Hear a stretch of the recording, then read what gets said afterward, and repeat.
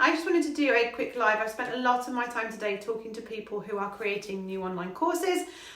They are potentially things that are very different to what they've done before, and so they're struggling to figure out actually how much should I be charging for this. So what I thought I'd do is go top level on what you should be thinking about when you're thinking about pricing your offering, pricing your services or product. So basically, first thing is to figure out what value are you providing. So, are you giving somebody 8 years, 9 years worth of shortcut into getting involved, getting up to date, getting established with what you do? If you think about that length of time that potentially you've spent learning what you do, how quickly can you speed up that person's experience? How quickly you get them up to speed? How much does it cost you to get yourself where you are now? What courses have you done? What training have you done? What investments have you made? What mistakes, costly mistakes have you made that you can help people avoid? That's always a decent thing to think about because, that is the type of money, that's the amount of money that you're helping this person save. That's the sort of value that you are bringing to this scenario. Another thing to look at is what are your competitors charging? Now, when you look at competitors, it's not just about who is your actual, direct competitor, who is providing exactly the same thing as you. It's about outcomes. As far as your customer's concerned, they have a need. They want that need met with particular benefits so that they're providing this outcome. So for instance, at the moment, homeschooling, they've got kids running around, they need to work, but they need to be educating their children. They don't want their children's education to suffer.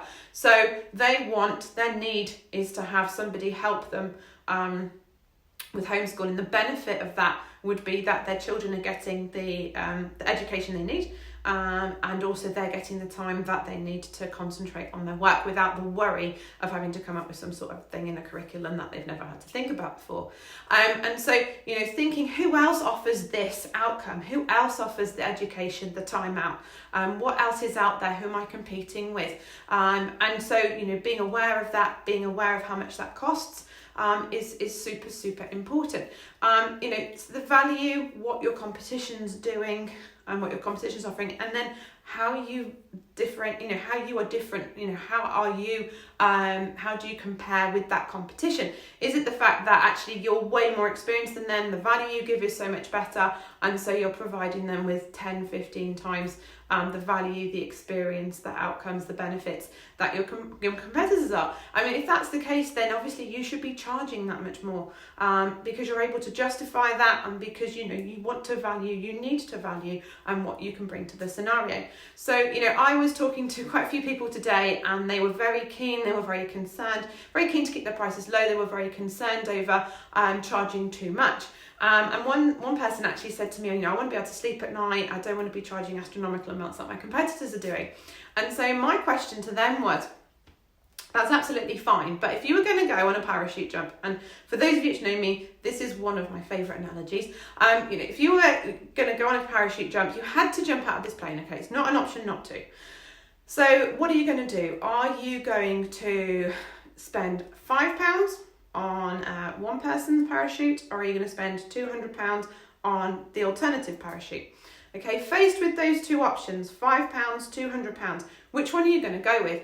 I am yet to speak to somebody who says to me, actually, I want the £5 one. Yeah, because at the end of the day, you're at the top of your understanding, you're at the top of your experience. You have nothing more to give on the packing of a parachute apart from money. You're like, my expertise, this is above my expertise. I don't know what I don't know. But hopefully, if I put enough investment behind it, that will give me the best chance of getting information and guidance from somebody, or in this case, a parachute from somebody who does know what they're talking about. So the key thing here is that sometimes prices are filter for your customers.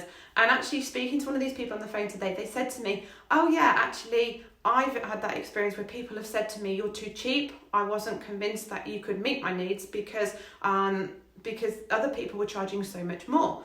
And so, in that scenario, your customer is filtering you out. They're thinking that you're too cheap, you're too good to be true.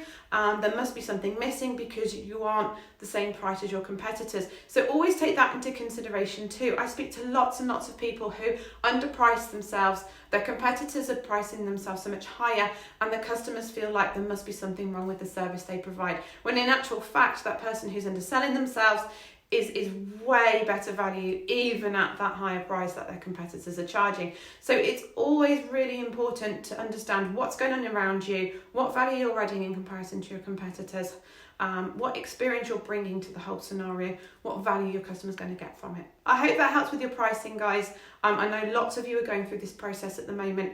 It's a decent process to go through. There's no point in trying to sell something that is priced wrongly. It's worth doing the research at this stage. Thanks for listening. Take care.